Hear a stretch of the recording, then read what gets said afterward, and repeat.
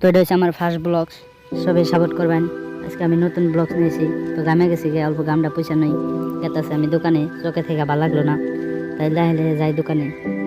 এত গরম দিছে, শুল বুঝাই একবারে গাম গাম, পয়সা হারাতেছি না। তো তাড়াতাড়ি আমি গেতেছি দোকানে, যাই একটা 10টা দামে ঠান্ডা গাম, যেহেতু আমার হাতে এত পয়সা নাই।